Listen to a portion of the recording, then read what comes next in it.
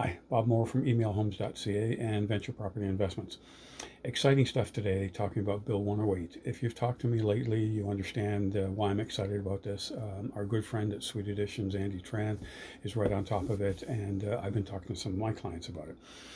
For those of you who've bought properties in some of the areas where we have fairly large lots, like maybe 50 feet wide by 140 feet back, the exciting news is that now, because of Bill 108, which was actually passed last year, um, we can put third units in single family home properties.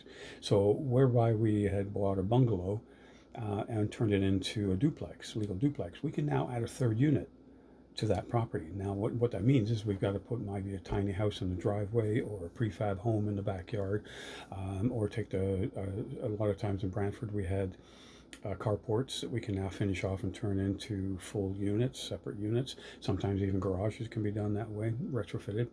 Regardless, the bottom line is that it's now law that we're allowed to do this. Now, of course, the municipalities, just like they did when we started Second Suites, can make it difficult. But the law is there, and just as with Second Suites, which we learned slowly, and hopefully we'll do it faster this time, is that they don't really have a choice. They can give us bylaws that we have to adhere to, and for the most part, those are good bylaws. They're related to safety and fire.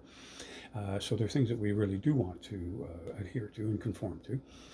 But for the most part, what it is telling us is that a lot of the properties that we thought we had pretty much maxed out, now we can add that third unit. And although the cost of doing so is going to be more than putting in a second unit, of course, um, the possibility is there to make an ROI even higher on a property.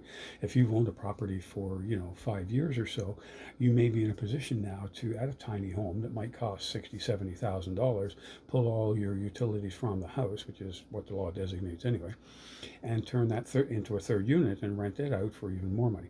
So this is exciting news. And if you want to know more about it, email me, do whatever, and we'll talk about it. I think some of my clients are going to start doing this, thinking about it. I know one of our contractors, Ken Beckenden from King Homes, he's doing one in Brantford. And of course, if you want to find out more information, really the best guy to talk to is Andy Tran. So just go to sweetadditions.ca, I think, sweetadditions.ca or .com, and he has a blog on it, and he's right on top of it.